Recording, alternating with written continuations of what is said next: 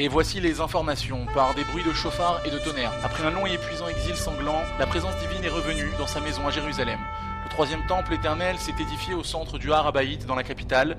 Des témoins visuels décrivent avec émotion le spectacle, la lumière et la sainteté. Le roi Mashiach, accompagné du prophète Eliaou et Moshe, notre maître, les maîtres d'Israël, se trouve en ce moment dans son bureau, dans le quartier juif de la vieille ville de Jérusalem. Des photographes et des journalistes de tous les coins de la terre se trouvent sur place, et de nombreux juifs de toutes les rues du monde arrivent en ces instants vers Israël.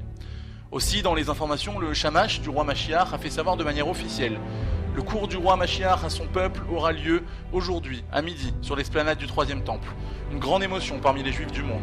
Des affiches géantes de « Voici, il arrive, Mashiach Tzidkenu » et « Le temps de la délivrance est arrivé » s'affichent publiquement. Tous les Kohanim du peuple d'Israël sont priés de se présenter urgemment à l'appel des réservistes.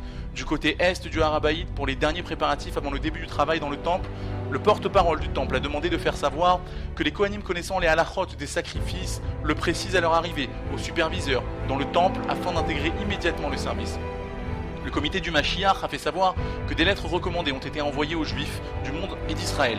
Dans les lettres se trouve une invitation pour les Juifs du monde à rencontrer personnellement notre maître, le roi Mashiach.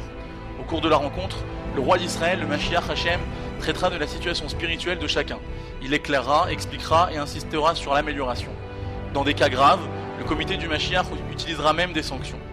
Du bureau des patriarches, on a fait savoir que faire teshuva à partir de maintenant n'est plus possible. Celui qui sera préparé lors de l'exil et qui aura réparé ses actions, qui aura été affairé à la Torah, aux mitzvot et aux bonnes actions, peut être serein et enlever toute inquiétude de son cœur. Oui, un jour viendra où ça aura l'air de cela. C'est ainsi que ça se passera, et ce jour-là est proche, très proche. Heure après heure, jour après jour, la vie passe pour moi. La montre tourne, le temps ne s'arrête pas de passer. Une semaine, un mois, une année passe, et voici une nouvelle. La vie passe trop vite. On gagne de l'argent, un statut, on construit des immeubles et des rêves, et finalement, tout reste ici. Et peu importe combien de nourriture tu as mangé, après quelques heures, tu as de nouveau faim.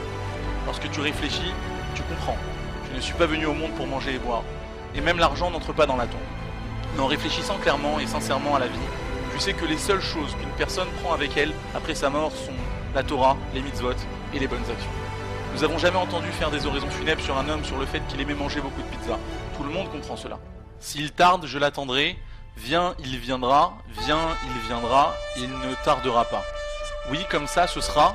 Un jour viendra où tu entendras le chauffard du Mashiach, mais alors, il sera trop tard. Ne dis pas « je ne savais pas », car l'ignorance d'une loi n'exempte pas de la punition. Si un père dit à son fils que s'il met sa main dans la bougie allumée sur la table, son doigt se brûlera, dirons-nous sur ce père qu'il est effrayant? Pas du tout. Ce père-là explique et met en garde, et c'est précisément cela. Finalement, je mets en garde et explique, afin que tu ne dises pas « nous ne savions pas ».